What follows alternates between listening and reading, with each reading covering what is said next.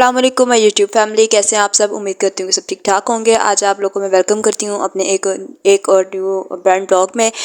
और ये आज हमारा दिन शुरू हो चुका था। सुबह स्कूल से वापस आने के बाद रूटीन वगैरह वही सेम थी स्कूल में, लेकिन आज स्पेशल ये व्लॉग इसलिए होने वाला था क्योंकि आज था हमारा डिनर। और ये डिनर हमारा स्कूल की तरफ से साल में सिर्फ एक दफ़ा ही होता है, तो ये काफ़ी ज़्यादा एक्साइटमेंट होती है इस दिन के लिए। काफ़ी ज़्यादा हमने सोचा होता है और सबसे मेन इंपॉर्टेंट बात ये होती है कि इस दिन का आप लोगों को पूरा ईयरली जितना आप लोग स्कूल के साथ कोऑपरेट कर रहे होते हैं, स्कूल आप लोगों के साथ कोऑपरेट कर रहा होता है, उस लिहाज से आप लोगों के साथ डिस्ट्रीब्यूशन होती है, अवार्ड डिस्ट्रीब्यूशन होती है, फिर कुछ सर्टिफिकेट डिस्ट्रीब्यूट होते हैं अच्छे और सिंसियर टीचर्स के साथ। सिंसियर तो सब होते हैं, सब मेहनत करा रहे होते हैं, लेकिन यहाँ पे कुछ सेलेक्टिव टीचर्स होते हैं जिनको अवार्ड भी दिए जाते हैं। तो ये तो आप देखते रहेंगे इस वीडियो में। चलते हैं हम लोग अपने आज की लाइफ टिप की तरफ। आज की इस टिप में मैं बात करूंगी बच्चों के बारे में, क्योंकि एज अ टीचर मैंने जो अपने पूरे ड्यूरेशन में जो चीज़ें ऑब्जर्व करती हूँ, तो मेरी कोशिश होती है कि मैं आप लोगों के साथ भी शेयर कर सकूं।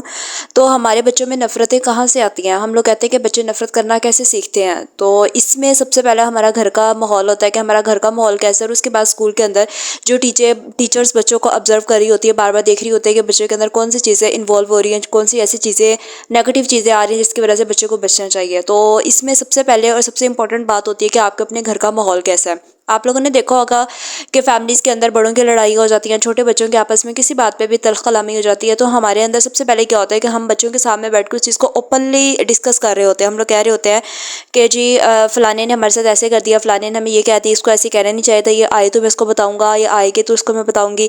तो इस तरह की जो चीज़ें होती हैं, ये छोटी छोटी चीज़ें होती हैं जो हमारे बच्चों के माहौल पर बहुत बहुत बहुत गहरा असर डाल रही होती हैं। लेकिन ये हमें उस वक्त पता चल रहा होता है जब ये चीज़ें बच्चों के माइंड में बैठ जाती हैं और बच्चों को पता भी नहीं चलता वो किस टाइम किस गलत ट्रैक पे निकल जाते हैं।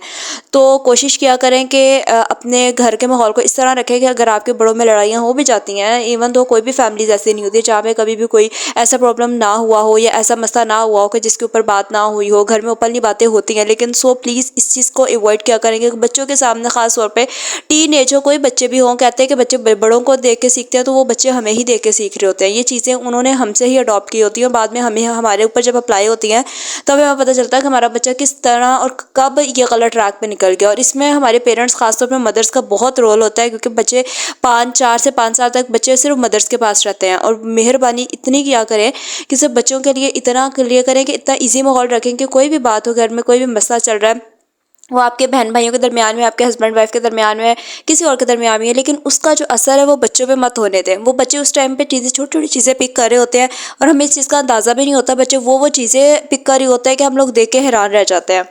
तो कोशिश किया करें कि इस तरह के माहौल से बच्चों को दूर रखें, क्योंकि ये बच्चे ही कल इन्होंने यही हमारे सरमाया है, इन्होंने ही हमारे घर को उठाना है, इन्होंने ही हमारे फ्यूचर को सिक्योर करना है। हम सिस्टर्स हैं, हम मदर्स हैं, हम फादर्स हैं, जो भी हैं, लेकिन कोशिश करें कि बच्चों के सामने इस तरह के माहौल से अवॉइड करें। ठीक है, घरों में बातें हो जाती हैं, सब कुछ हो जाता है, लेकिन एक और सबसे इम्पोर्टेंट बात जो मैं आज कहना चाहूँगी कि इस पे मैं ये नहीं कह रही कि सबके घरों का माहौल एक जैसे होते हैं। कुछ पेरेंट्स के बच्चों के माहौल घरों से पता चल रहे होते हैं। बच्चे टीचर से बात कर रहे होते हैं, टीचर से बात करते हुए या फैमिली में किसी मेंबर से भी बात करते हुए उनका आइडिया हो रहा होता है कि बच्चे कितने अच्छे बैकग्राउंड से ताल्लुक़ रखते हैं। तो कोशिश करें कि अपना बैकग्राउंड इस तरह का रखें कि पेरेंट्स कभी भी ये फील ना करें कि हमारे बच्चे अगर कहीं जाकर बात करेंगे तो हम किसी के हाथ से आगे ना आ जाए, कि कोई ये ना कहे कि इनके पेरेंट्स ने इनकी तरबियत कैसे की है। नो डाउट बच्चों के माँ बाप तरबियत बहुत अच्छी कर रहे होते हैं, हर इंसान अपने लिहाज से बहुत अच्छे एफर्ट्स कर रहे होते हैं। कई दफ़ा बच्चे गलत ट्रैक पे खुद निकल जाते हैं, या फ्रेंड्स गैदरिंग ऐसी हो जाती है उनका माहौल, उनको दोस्तों का सर्कल ऐसा मिल जाता है कि वो गलत ट्रैक पे निकल रहे होते हैं। लेकिन उधर भी हमें ही ज़रूरत है कि हम बच्चों को सही पाथ पे लेकर आए, हम बच्चों की एक्टिविटीज़ पर नज़र रखें, हम देखें बच्चे क्या कर रहे हैं, बच्चे कैसा बोल रहे हैं, बच्चे कैसा सोच रहे हैं। आजकल तो सोशल मीडिया का दौर है, बच्चे कैसा यूज़ कर रहे हैं। बच्चों के मोबाइल्स की जो ईमेल्स आईडीज़ हैं वो अपने मोबाइल की ईमेल्स आईडी के साथ कनेक्टेड रखें। देखें जो बच्चे देख रहे हैं वो आपके सामने देखें, जो सुन रहे हैं आपके सामने सुने। और एक और सबसे इंपॉर्टेंट मज़े की बात ये होती है कि इवन कि अगर बच्चे कोई कार्टून्स देख रहे हैं तो उनकी ज़ुबान भी बोलना स्टार्ट कर देते हैं। तो यहाँ से भी चीज़ें आ रही होती हैं। कोई ज़रूरी नहीं होता कि हमारे घरों के माहौल से ही बच्चे चीज़ें अडॉप्ट कर रहे हैं। बच्चे जो चीज़ देख रहे होते हैं ना, उस लिहाज से भी बच्चे बहुत चीज़ें अडॉप्ट कर रहे होते हैं। तो मेरी आज उम्मीद है कि छोटी सी काविश आप लोगों को समझ आ गई होगी। सो इजाज़त है मुझे, ख्याल रखिएगा, अल्लाह हाफ़िज़।